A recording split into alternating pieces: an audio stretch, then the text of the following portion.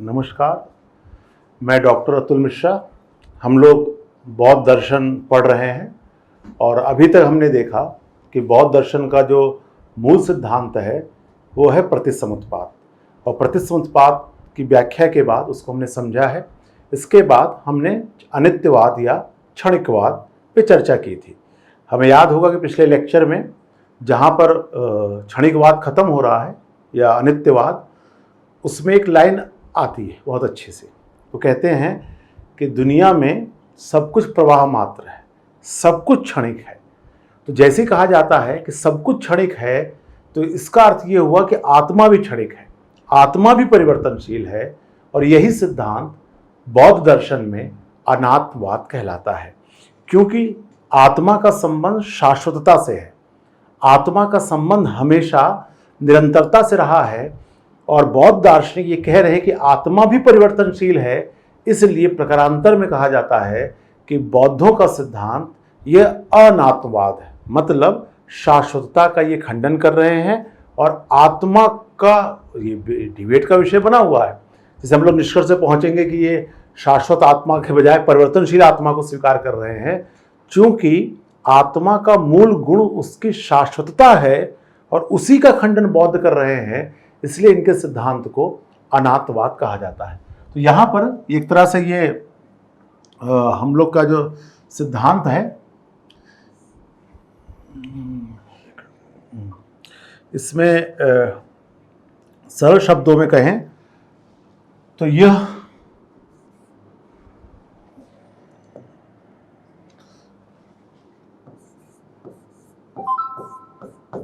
प्रतिसमुत्पाद का ही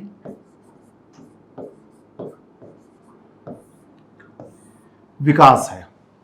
क्योंकि प्रतिसमुत्पाद, जैसा हम लोगों ने शुरू में समझा था, कारण पर निर्भर रहकर कार्य की उत्पत्ति होती है। कारण उत्पन्न होता है, नष्ट होता है, कार्य को जन्म देता है, फिर वही जो कार्य है एक नया कारण बन जाता है। इस तरह उत्पत्ति और विनाश से युक्त जो भी सत्ता है वह परिवर्तनशील है। आत्मा भी उत्पत्ति और विनाश से युक्त है, इसलिए वह भी परिवर्तनशील है। अनात्मवाद सिद्धांत सबसे अधिक चुनौतीपूर्ण रहा है बौद्धों के लिए, क्योंकि अगर अभी हम लोग जब आस्तिक संप्रदायों को पढ़ते हैं तो देखते हैं कि वेद उपनिषद, इसमें मूलतः आत्मा को केंद्र में माना गया है। हमने जो भारतीय दर्शन की विशेषताओं पर चर्चा की थी, उसमें भी हमने कहा था कि भारतीय चिंतन या भारतीय दर्शन के अंतर्गत आत्मा केंद्र में है, इसीलिए आत्मा को ब्रह्म भी कहा गया है, आत्मा को ईश्वर या ईश्वर का अंश कहा गया है। तो इस तरह आत्मा केंद्रीय तत्व है भारतीय दर्शन का। लेकिन इस केंद्रीय तत्व पर जब बौद्धों ने आक्षेप किया, क्योंकि बौद्धों के लिए जरूरी भी था बौद्ध दर्शन के लिए, अगर वो वेद उपनिषदी चिंतन के विरोध में आ रहे हैं तो उनके लिए आवश्यक हो गया था कि जो केंद्रीय तत्व है उपनिषदी चिंतन का, उसका खंडन किया जाए। तो इस तरह से बौद्ध दर्शन का अनात्मवाद पूरी तरह से चुनौती देता है भारतीय चिंतन परंपरा और आध्यात्मिकता को, जिसमें आत्मा को केंद्र में माना गया है।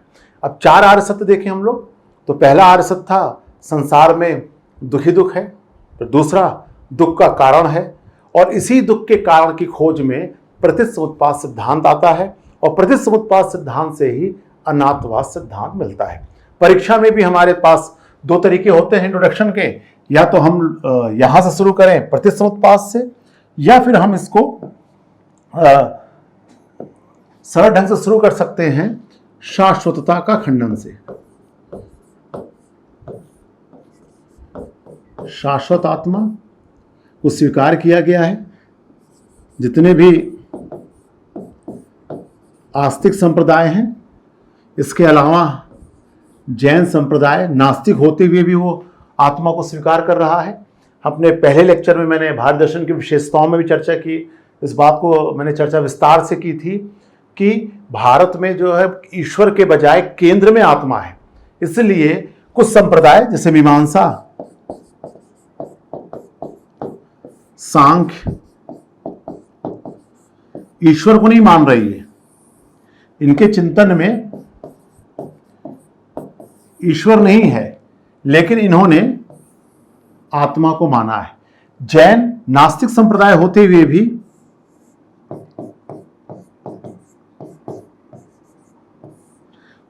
भी यह आत्मा को स्वीकार कर रहे हैं। इसलिए आत्मा की शाश्वतता का खंडन एक तरह से बौद्ध दर्शन की विशेष उपलब्धि भी मानी जाती है। अब आत्मा नहीं है, वही चैलेंज जो हमारे क्षणिकवाद के साथ आया था। अगर आत्मा लगातार बदल रही है, लगातार परिवर्तनशील है, तो फिर हमें ऐसा क्यों लगता है कि यह शाश्वत है? इसको हम लोग दो दृष्टिकोण से समझ सकते हैं। जैसे इसके पहले वाला अगर मैं उदाहरण दोबारा लूं, जैसे गंगा नदी है, नदी की धारा बह रही है और हम लोग बचपन से, मेरा घर भी यहाँ नदी किनारे ही रहा है, तो मुझे लगता था गंगा नदी बहुत सालों से बह रही है, 1000 सालों, बहुत खुश भी होता था। लेकिन जब बीए फर्स्ट ईयर में पहली बार बौद्ध दर्शन पढ़ा तो उसमें अनित्यवाद आया। अनित्यवाद में कहा गया एक धारा आके गुजर जा रही, फिर दूसरी धारा आ रही है। एक नदी की धारा में आप 2 बार नहीं नहा सकते, लेकिन लगातार अलग अलग है, परिवर्तनशील है, तो फिर हमें शाश्वत क्यों प्रतीत होती है? इसका वही जवाब होगा जो क्षणिकवाद पढ़ते समय हमारे सामने आया था। उसमें उसके 2 कारण है। पहला है कि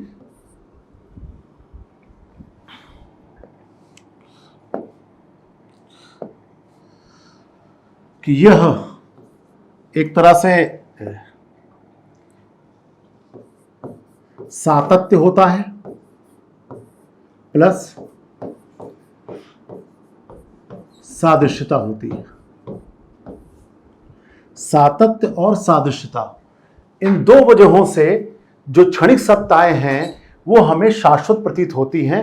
ये क्षणिकवाद में हमने देखा था।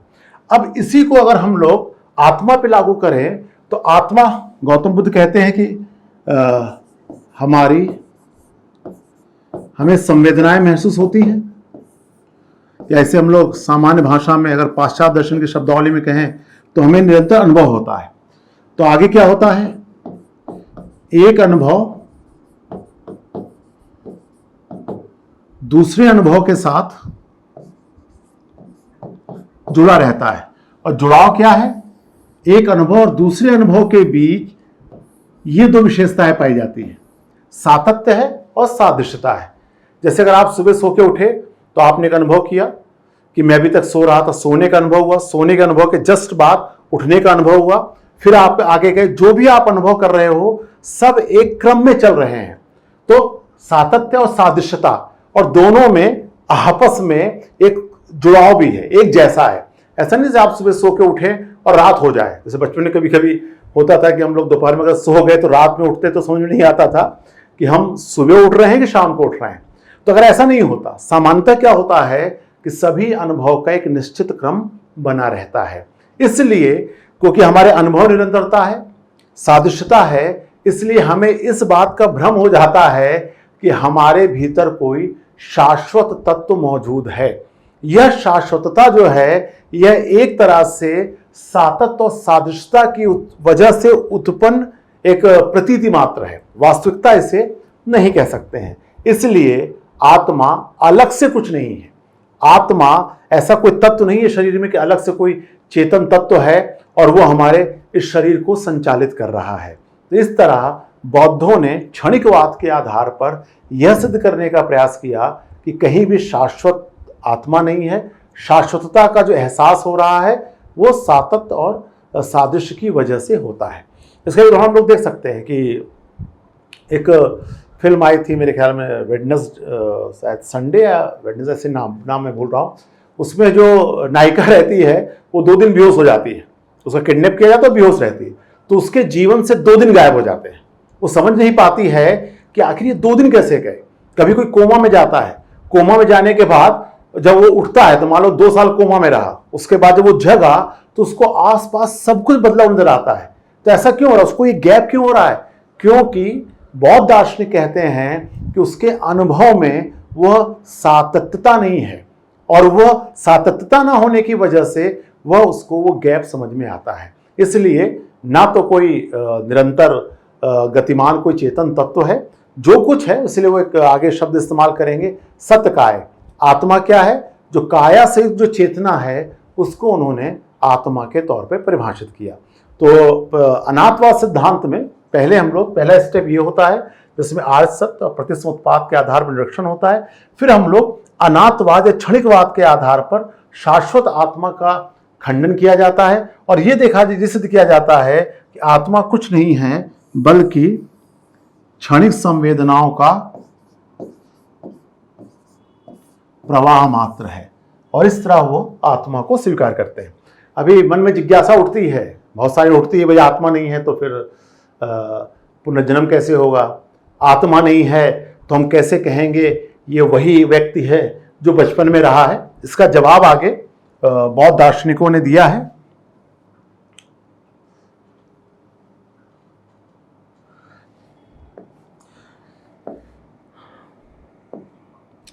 अब देखिए, अब चैलेंज क्या है? चैलेंज बौद्धों के सामने वही है। आत्मा का आपने तो खंडन कर दिया, लेकिन जो जनमानस आत्मा से अत्यधिक प्रभावित है तो उसमें आपको आत्मा को परिभाषित करना पड़ता है। जैसे उदाहरण के तौर पे चरवाक दर्शन। चरवाक आत्मा को नहीं मानते। चरवाक कहते हैं कि शरीर से अलग कोई चेतन तत्व नहीं होता है। ये जो चेतना है ये शरीर से अलग नहीं है बल्कि शरीर का ही गुण है।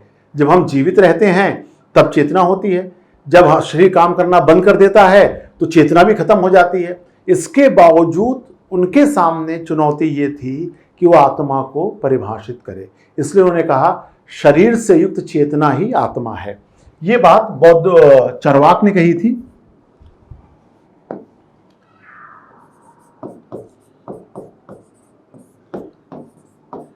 शरीर से युक्त चेतना ही आत्मा है। इसे सिद्धांत को वहां देहात्मवाद कहा जाता है। इस देह को ही आप आत्मा समझिए, देहात्मवाद, ये चरवाक ने कहा था। अब बौद्ध दार्शनिक से गौतम बुद्ध ने बहुत ज्यादा चर्चा नहीं की। हमने जब शुरुआती लेक्चर में कहा कि जब गौतम बुद्ध से पूछा गया आत्मा शाश्वत है कि नहीं है, मरने के बाद क्या होता है, तो गौतम बुद्ध ने साफ मना कर दिया था अव्याकृत प्रश्न, इस पर चर्चा नहीं करनी चाहिए, जीवन की समस्याएं ही पर्याप्त हैं। लेकिन गौतम बुद्ध के जाने के बाद अब बाद के फिलोसफरों के लिए चैलेंज हो गया था। गौतम बुद्ध बहुत प्रभावशाली व्यक्तित्व था, उनके सामने हो सकता है ये प्रश्न ना उठ रहे हों। उनके जाने के बाद अब बौद्ध दार्शनिकों के लिए चुनौती थी कि उन प्रश्नों का उत्तर दें जो शंकाएं आत्मा या शाश्वतता को लेकर आम जनमानस में उभर रही थी। उसी के जवाब में यह सिद्धांत आगे बढ़ता है। अब देखें इसमें, अब इसको सिद्धांत को, जिसको अनात्मवाद इसे कह सकते हैं कि इसी का अगर ये नकारात्मक कहा जाए, ये खंडन कर रहा है, तो अब नहीं है तो क्या है? इसके लिए सिद्धांत आता है नैरात्मवाद। नैरात्मवाद एक तरह से शाब्दिक दृष्टिकोण से देखा जाए तो कहता है कोई भी आत्म तत्व नहीं। और आप हिंदी भाषा के अनुसार अगर हम लोग देखें तो आत्मा जो शब्द है वह शाश्वत के अर्थ में ही प्रयुक्त होता है। लोग कहते हैं ना, अब इसकी आत्मा नहीं बदलती है। आत्मा कहते हैं ना कि इस वस्तु की आत्मा वो है जो जन्म से लेकर मृत्यु पर्यंत तक बदल नहीं रही। तो आत्मा का अर्थ जो है वो शाश्वत का अर्थ में लिया जाता है। हर आदमी तो कहेगा कि शरीर बदल रहा है, लेकिन शायद ही कोई ये मिले कि यार मेरी आत्मा बदल रही है। ठीक, क्यों? क्योंकि आत्मा का अर्थ ही शाश्वतता है, और जो नैरात्मवाद है यह इसी शाश्वतता का खंडन है।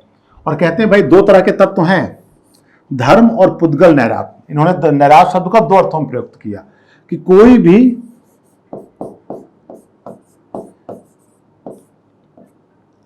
भौतिक सत्ता हो चाहे चेतन सत्ता हो, कोई भी शाश्वत नहीं है।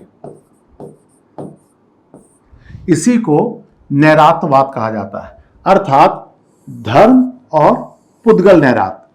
पुद्गल शब्द इसके पहले जैनियों में भी मिलता है।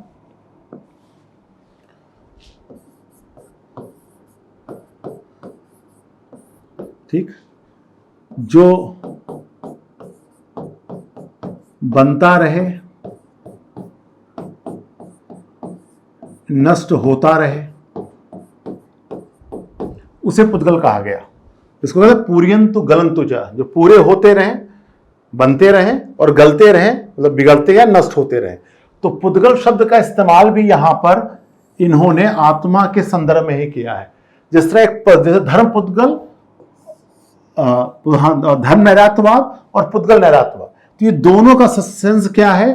कोई भी, चाहे वो भौतिक सत्ता हो, चाहे वो चेतन सत्ता हो, कोई भी शाश्वत नहीं है। तो ये नैरात्यवाद कहलाता है। नैरात्यवाद के दो हिस्से हो गए, एक भौतिक सत्ता भी शाश्वत नहीं है और ना ही चेतन सत्ता भी शाश्वत है। इस तरह बौद्ध ये निष्कर्ष से पहुंचते हैं कि कोई भी चीज शाश्वत नहीं है। अब एक सवाल और पैदा होता है कि चलो शाश्वत नहीं है आपने बता दिया, लेकिन फिर दुनिया इसे किस तरह मानती है? क्यों आत्मा को माना जाता है? क्यों ऐसा होता है कि हम आत्मा को स्वीकार करते हैं? इसके लॉजिक, अलग अलग लॉजिक दिए गए, लेकिन एक बहुत अच्छा जो उदाहरण मिलता है वो आता है मिनांडर के संवाद में। इससे माना गया फिर आत्मा क्या है? इन्होंने कहा पंच स्कंध।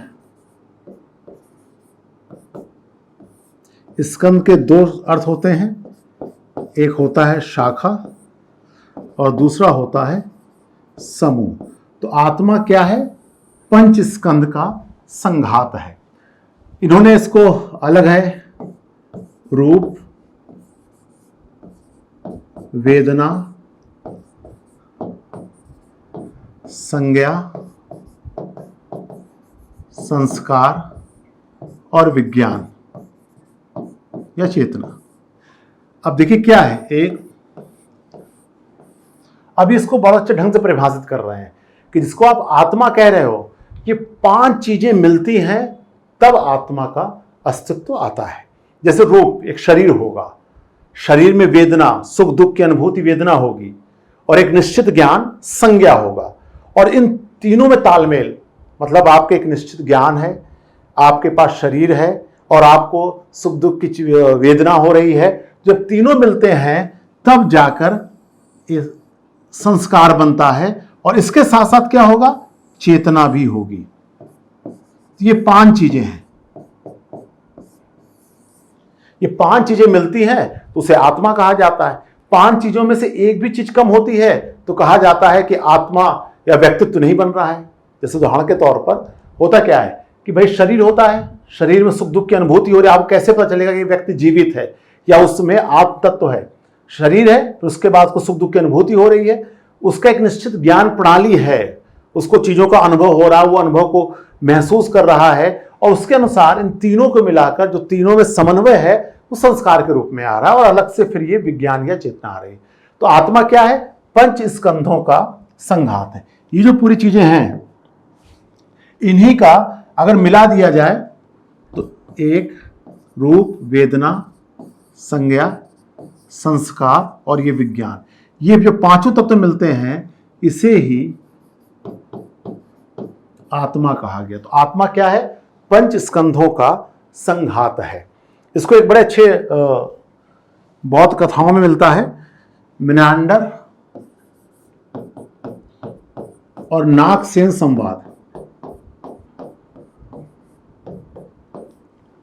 मिनांडर यूनान का था सेनापति, और नागसेन बौद्ध भिक्षु था। मिनांडर, और इसको हम लोग जब एक बहुत अच्छा सीरियल बना था चाणक्य, अगर आप उसको अपने जब कोचिंग ऑफलाइन क्लासेस में, तो मैं चाणक्य दिखाता भी हूँ पूरा सीरियल। उसमें एक एपिसोड था कि जिस समय सिकंदर भारत आया उस समय फिलॉसफी में क्या चल रहा था। उधर अरस्तु थे, प्लेटो थे, इधर उपनिषदों का रिएक्शन शुरू हो चुका था। तो उसमें इस बात को देखा, चाहे सिकंदर हो, चाहे सेल्यूकस हो, चाहे मिनांडर हो, इन सब की बहुत ज्यादा रुचि भारतीय दर्शन में थी, और बहुत अलग अलग संवादों के तौर पर देखा गया है। यहाँ पूरी चर्चा तो नहीं कर रहे, इसके आगे वाले हम लोग संदर्भ में इसको विस्तार से देखेंगे। यहाँ पर देखें मिनांडर और नागसेन। मिनांडर ने, नागसेन बहुत बड़े बहुत भिक्षु थे, मिनांडर ने कहा कि जाओ नागसेन को बुला लाओ। सिपाही गया, सिपाही ने नागसेन से कहा कि आपको मिनांडर बुला रहे हैं, तो आप नागसेन हैं? तो नागसेन ने कहा कह सकते हो कि नागसेन, लेकिन मैं नागसेन हूं नहीं। और वो बड़े चक्कर में, सिपाही होगा, उसने कहा कि राजा महाराजाओं का मामला, चलो मिनांडर से कहते हैं कि भाई मैं उनके पास गया, उन्होंने कहा कि नागसेन कोई ऐसा है नहीं है, हाँ पहचान के लिए मुझको नागसेन कह सकते हो। मिनांडर खुद गया और वो जिस गया रथ से वो गया वहाँ पर, और उन्होंने नागसेन से कहा कि आप क्या नागसेन नहीं हैं? तो उन्होंने कहा नहीं, मैं नागसेन कोई एक चीज़ नहीं है, बहुत सारी चीज़ें मिलती हैं तब जाके मैं नागसेन बनता हूँ। तो उन्होंने कहा जैसे, उन्होंने कहा जैसे रथ है, उन्होंने कहा जो आपका रथ है उसका पहिया खोल दीजिए, घोड़ा खोल दीजिए, तख्त लगा उसको खोल दीजिए, सब लगाम सबको अलग कर दीजिए, सारथी को अलग कर दीजिए। फिर उन्होंने नागसेन ने कहा कि इस पहिए को आप रथ कहोगे? उन्होंने कहा नहीं ये पहिया है। उसने कहा कि क्या ये जो तख्ता बीच में रखा है इसको आप रथ कहोगे? कहीं नहीं ये तख्ता है। कहीं ये घोड़ा है? तो हाँ कहने से मैं रथ नहीं कह सकता। कहीं जिस तरह ये अलग अलग तत्व हैं जब आपस में मिलते हैं तो रथ कहलाता है, उसी तरह जब पांच तत्व आपस में मिलते हैं तो उसे हम आत्मा कहते हैं। तो आत्मा कोई एक तत्व नहीं है, इन पांच तत्वों का संयुक्त है। इसलिए नागसेन कहते हैं कि जब किसी व्यक्ति की मृत्यु हो जाती है तो उसमें से चेतना नहीं होती है, उसके पास संज्ञा नहीं होता है, संस्कार नहीं होता है। तो ये सभी जो पांचों स्कंध जब अलग अलग हो जाते हैं तो हम कहते हैं कि अब आत्मा नहीं है। जब पांचों स्कंध मिलते हैं तो व्यक्तित्व का निर्माण होता है। तो इस तरह बौद्ध दार्शनिक पंच स्कंधों के संघात के रूप में आत्मा को परिभाषित करते हैं। जब हम वेस्टर्न फिलॉसफी में जाएंगे तो वहां हम देखेंगे कि एक डेविड ह्यूम का जिक्र आएगा।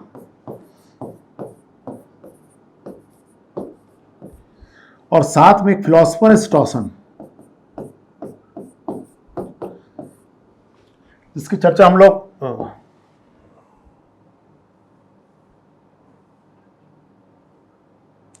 आगे भी उनकी चर्चा आएगी।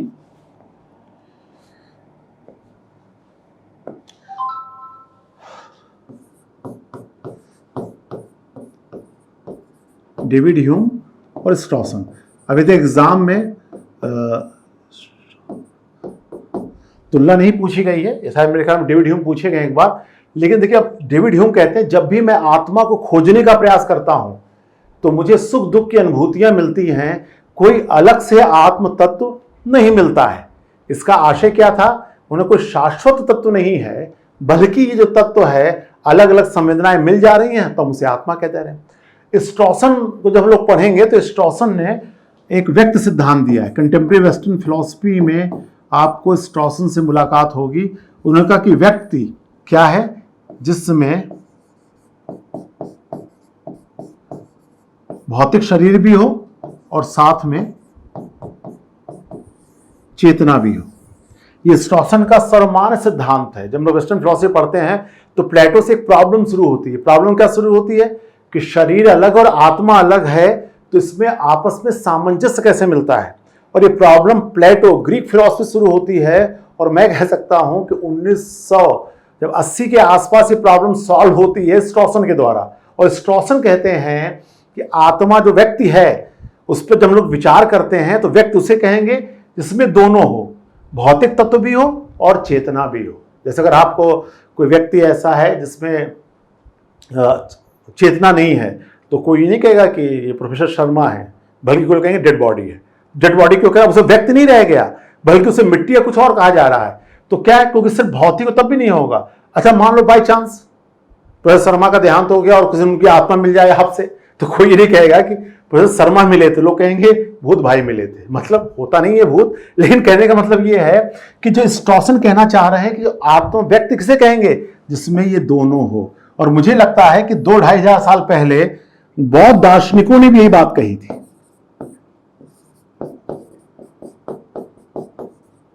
बौद्ध दार्शनिकों ने क्या कहा था? पंच स्कंध, कि जब ये पांचों स्कंध साथ साथ रहेंगे तो उसे कहा जाएगा कि व्यक्ति है, ये आत्मा है, ये पांचों अलग हो जाएंगे तो आत्मा समाप्त हो जाएगी।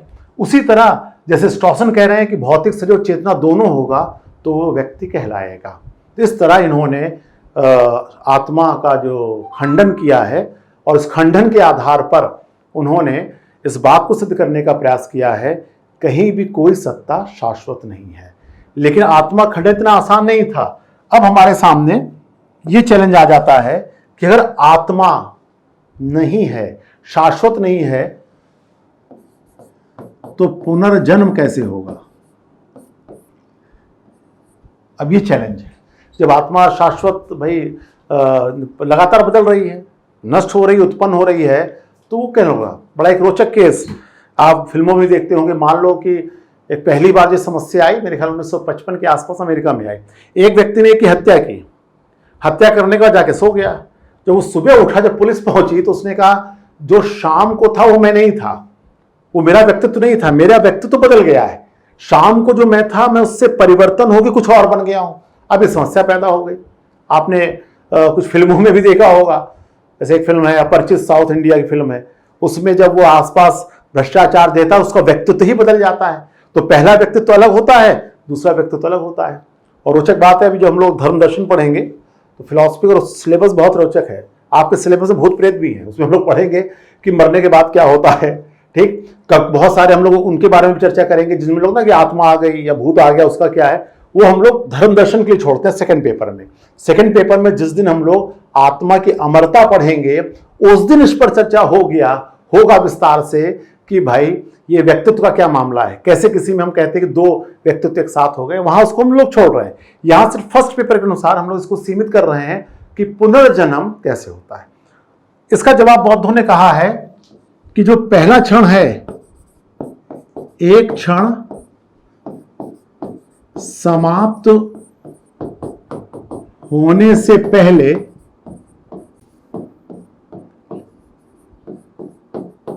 दूसरे को उत्पन्न करता है। मतलब एक क्षण समाप्त हो रहा है, इससे पहले वो दूसरे को उत्पन्न कर देता है। अनाथवाद में हम लोगों ने वो क्षणिकवाद में हम लोगों ने देखा था कि उसमें अर्थक्रिया कारित्व 21 साल नष्ट होकर आपको 22 साल का बना देता है। तो इससे क्या है, तो एक संतति बनी रहती है। संतति का क्रम, दो क्षण अलग अलग हैं लेकिन बिल्कुल अलग अलग नहीं है। इसलिए जो संतति है, यही जो है पुनर्जन्म है। मतलब एक नष्ट होने से पहले वह दूसरे को उत्पन्न कर देता है, इसलिए वो पुनर्जन्म की व्याख्या करते हैं।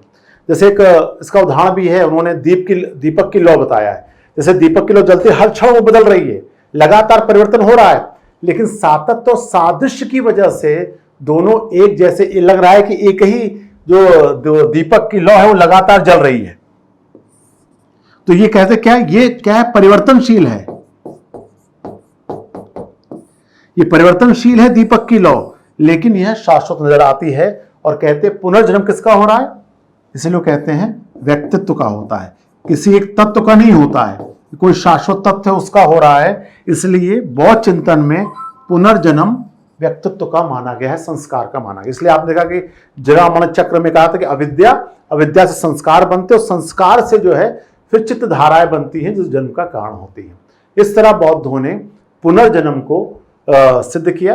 इसका कोई उदाहरण, ये संतति, एक बार क्लास में मैं चर्चा कर रहा था तो विद्यार्थी ने कहा कि संतति नहीं समझ में आ रही। मतलब संतति मतलब जैसे इसका उदाहरण लेते हैं, जैसे माँ बाप से बच्चों की संतति चलती रहती है। इसका एक उदाहरण, एक मैं कहीं पढ़ रहा था, उससे मिला था कि एक नाई था जो कि बाल काटने का काम करता था, और वो कहता जो मेरा ये छुरा है जिससे मैं दाढ़ी बनाता हूँ, ये 7 पीढ़ियों से चला आ रहा है। तो उन्होंने कहा भैया 7 पीढ़ियों से एक ही छुरा? कहना हाँ, छुरा वही है। जब इसकी लकड़ी खराब हो जाती थी तो हमने लकड़ी बदल दिया, जब इसका लोहा खराब हो जाता था तो मैंने लोहा बदल दिया। चाकू वही है, क्यों? क्योंकि लगातार वो बना हुआ है, परिवर्तन होता रहा है। इसी तरह हम लोग बौद्धों के इस पुनर्जन्म सिद्धांत को समझ सकते हैं। तो इस तरह गौतम बुद्ध और उनके अनुयायी इस बात को तार्किक रूप से सिद्ध करते हैं कि शाश्वत आत्मा का अस्तित्व नहीं है। लेकिन इतना आसान नहीं था, बहुत सारी प्रतिक्रियाएं हुई। इसलिए प्रतिक्रियाएं हुई क्योंकि ऐसा समाज जो आत्मा की शाश्वतता पर ही निर्भर करता हो, वो आत्मा के खंडन को सरलता से स्वीकार नहीं कर सकता था। इसलिए गौतम बुद्ध या बौद्ध दर्शन के जितने भी सिद्धांत हैं, सबसे ज्यादा आलोचना का विषय अनात्मवाद ही रहा है। कुछ लोग कहते हैं कि बौद्धों को कोई भरोसा नहीं है, ये जो जब ये आत्मा के बिना पुनर्जन्म करा सकते हैं तो कुछ भी ये जीवन में कर सकते हैं। इसलिए समझो आलोचना हम परीक्षा में लिखते हैं तो आलोचना का महत्वपूर्ण बिंदु ही रखना। पहले क्या था कि मैंने जिस चर्चा की थी भाई 1000 शब्दों में, 809 शब्दों में, अब हमने पूरी बात तो 250 शब्दों में कहना होता है, तो हमें संक्षेप में मुख्य आलोचनाओं को यहां देखना पड़ेगा।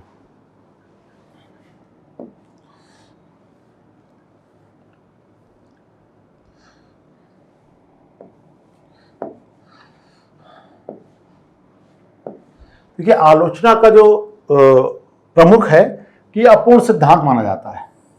अपूर्ण सिद्धांत का मतलब यह है कि ये इसमें इसे बहुत विस्तार से जाना है, क्योंकि ये जिस पर आधारित है, जिस प्रतीत समुत्पाद पर यह चिंतन आधारित है, वह स्वयं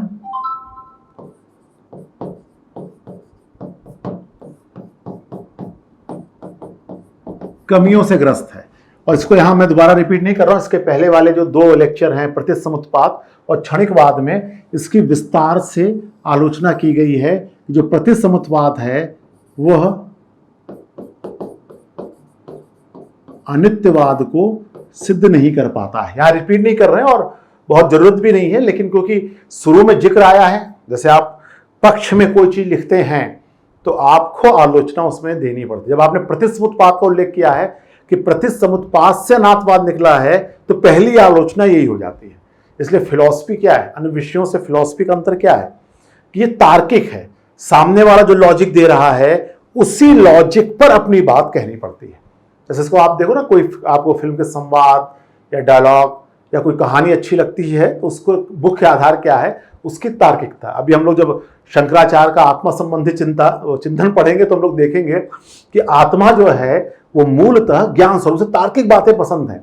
इसलिए आप देखेंगे डॉक्टर अतुल मिश्रा का जो यूट्यूब चैनल है उस पर मैंने एक वीडियो इसी में बनाया था कि जब आध्यात्मिकता बना तो आनंद के बारे में बता रहा था, उसमें बताया था मैंने, और आगे चर्चा भी करेंगे कि आत्मा क्या, अगर आत्मा होगी तो उसे तार्किकता पसंद है, आत्मा होगी तो उसे आनंद पसंद है। आत्मा जो है चेतन स्वरूप है, आनंद स्वरूप है और ज्ञान स्वरूप है। तो इसलिए यहां पर जो प्रतीत समुत्पाद का जो खंडन था उसमें मुख्य बात यह आई थी कि ये जिस सिद्धांत प्रतीत समुत्पाद से निकल रहा है वो स्वयं जो है वो अनित्यवाद को सिद्ध नहीं कर पा रहा है। तो यहां पर वो चर्चा नहीं कर रहा है, लेकिन फिर भी ये रेफरेंस में पक्ष में आया है तो आपको उसके विरोध में देना पड़ेगा। इसे लॉजिक है। सामने वाले ने कभी कभी फिलॉसफी क्या है, सामने वाला जो तर्क देता है उस अगर हम उसको खंडन उसी तरह करते हैं जिस आधार पे सामने वाला अपनी बात कह रहा है, उसी आधार पे आपको खंडन करना चाहिए।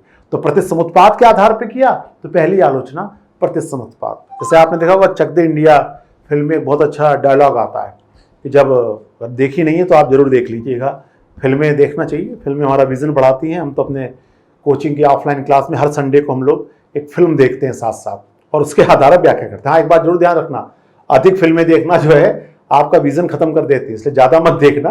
लेकिन चक दे इंडिया में डायलॉग आता है, डायलॉग ये आता है कि वो महिला जो टीम है उसको जो सिलेक्टर हैं जो सिलेक्ट करते हैं वो मना कर देते हैं, महिला हॉकी टीम खेलने नहीं जाएगी। तो उसका जो एक जो शाहरुख खान का जो दोस्त रहता है वो कहता है, सर आप ही ने कहा था कि महिला क्रिकेट टीम जाएगी। तो सामने वाले काउंटर किया, ठीक है मैं ही कह रहा हूं कि नहीं जाएगी। ये लॉजिक का जबरदस्त उदाहरण है कि जिस आधार पर आप उसे अपनी बात कह रहे हो उसी का खंडन कर जाना। इसलिए आप देखेंगे फिलॉसफी में जहां भी आप आलोचना लिखते हैं तो आपको इसको विशेष ध्यान रखना चाहिए। तो पहली आलोचना ये। दूसरा ये सबसे बड़ी प्रॉब्लम कि अगर आत्मा परिवर्तित हो रही है तो मोक्ष किसको मिलेगा, निर्वाण कौन प्राप्त करेगा। आपने कहा कि मैं तो बदल गया, मैंने बहुत तप की, साधना की और जब निर्वाण का मौका आया तो निर्वाण किसी और को मिल रहा है, क्योंकि निर्वाण या मोक्ष का संबंध शाश्वत आत्मा से ही है। शरीर नष्ट हो जाता है लेकिन आपके जो अच्छे कर्म हैं, जो पुण्य है, उसका फल देने के लिए आत्मा का शाश्वत होना जरूरी है। इसलिए जो कांड तो समीक्षावादी दार्शनिक है वेस्टर्न फिलॉसफी में, वो भी नैतिकता की 3 पूर्व मान्यताओं में एक मान्यता कहते हैं आत्मा की अमरता। अगर आत्मा अमर नहीं है तो नैतिकता का आधार ही खत्म हो जाएगा। कोई जीवन और बहुत अच्छे काम कर रहा है और उसे पता चल जाए कि आत्मा तो नश्वर है, खत्म होने वाली है, तो शायद वो इतने अच्छे काम ना करे। इसलिए देखा जैसे जैसे उम्र बढ़ती है लोग सात्विक होते हैं, उसका उल्टा हो जाता। जैसे से उम्र बढ़ती लोग जो है ज्यादा नैतिक काम करने लगते। इसलिए पहला जवाब निर्वाण या नैतिकता का कोई भी उत्तर नहीं हो सकता। फिर उसके बाद क्या है? स्मृति और कर्म सिद्धांत। भाई नॉलेज क्या है? आपने कक्षा केजी में कुछ पढ़ा, कक्षा 5 में 10 में जो कुछ पढ़ा है, तो क्या नॉलेज, मेमोरी की व्याख्या किसके आधार पे होती है? मेमोरी की व्याख्या शाश्वत तत्व के आधार पे होती है। और हर चीज पर परिवर्तनशील हो रही है, तो आप ज्ञान की व्याख्या नहीं कर सकते हो। ज्ञान की व्याख्या के लिए शाश्वत तत्व का होना जरूरी है। और जैसा निर्वाण के साथ ये कर्म सिद्धांत अपने आप में विवादित हो जाएगा। जो जैसा कर्म करेगा वैसा फल देगा भगवान, चलो भगवान ना भी हो तो जैसा कर्म करेगा उसको फल मिलना चाहिए। और फल किसको मिलना चाहिए? कि जो व्यक्ति जन्म से लेकर मृत्यु पर्यंत तक बना रहे।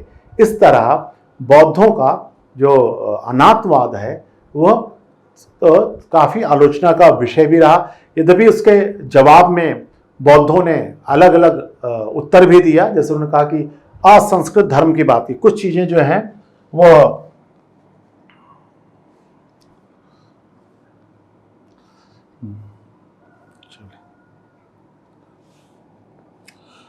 कहते हैं कुछ चीजें ऐसी हैं जो कार्यकारण श्रृंखला से बाहर है। अभी धम्म कोश में कहा गया है कार्यकारण श्रृंखला से बाहर है। उसमें उन्होंने यह व्याख्या किया है आत्मा का, कि आत्मा भी जो है, जो अब आप जो कर्मफल की बात कर रहे हैं, जो कर्म सिद्धांत है, ये कार्यकारण श्रृंखला से बाहर है। जैसे उन्होंने आकाश की बात की कि वो भी कार्यकारण श्रृंखला से बाहर, इसलिए उन्होंने जवाब अलग अलग देने का प्रयास किया। लेकिन अलग जितने भी आपने प्रयास किए हों, कोई भी उत्तर बहुत संतोषजनक नहीं मिल पाता। कि जो भाई उन्होंने जवाब दिया बाद में, जैसे एक जवाब शुरू में दिया था कि एक क्षण दूसरे क्षण से बिल्कुल अलग नहीं है, एक क्षण नष्ट होता है तो दूसरे को उत्पन्न करता है। लेकिन व्याख्याओं के बाद ये बहुत बड़ा चैलेंज था कि वह आत्मा के साथ कर्म सिद्धांत को व्याख्या कर पा रहे। और सबसे बड़ा चुनौतीपूर्ण तो पुनर्जन्म हो गया। एक क्षण दूसरे क्षण में बदलता है, इसकी तुलना आप पुनर्जन्म के साथ नहीं कर सकते। इसलिए बाद के फिलोसफरों ने किसी न किसी रूप में परिवर्तनशील आत्मा को स्वीकार किया है। उनका क्या, आत्मा को मानते हैं। बौद्धों ने जो व्याख्या किया बाद में कि आत्मा तो है, स्वीकार कर रहे हैं, लेकिन वह परिवर्तनशीलता के साथ। और कहते हैं कि अगर आप जातक कथाओं का जिक्र देखेंगे तो जातक कथाओं में अवतारवाद के साथ साथ आत्मा की शाश्वतता या पुनर्जन्म के बारे में चर्चा होती है। तो ये आप बौद्धों का अनाथवाद सिद्धांत था। इसको अलग अलग संक्षेप में अगर हम लोग देखें तो हमने शुरू किया था कि शाश्वतता मूल केंद्र में रहा है भारतीय दर्शन के, और आत्मा मुख्यतः सभी संप्रदायों द्वारा स्वीकार किया जाने वाला विषय है। आत्मा की वजह से ही भारत को आध्यात्मिक देश कहा जाता है। लेकिन बौद्धों ने शाश्वत आत्मा का खंडन किया, और ये इसका सिद्धांत प्रतिसमुत्पाद पर आधारित था। प्रतिसमुत्पाद की भी चर्चा हम लोगों ने विस्तार से की है। फिर उसके बाद हमने देखा सातत्य और सादृश्य से ये उसकी निरंतरता को सिद्ध करते हैं, और फाइनली वह पुनर्जन्म की व्याख्या करने में सफल होते हैं। फिर इसकी अलग अलग आलोचना देखी। ये इनका था अनाथवाद। तो 3 मूल सिद्धांत हुए, प्रतिसमुत्पाद, क्षणिकवाद और अनाथवाद। ये केंद्रीय सिद्धांत हैं, और इसके आधार पर आगे हम लोग आगे का चिंतन देखेंगे। धन्यवाद, नमस्कार।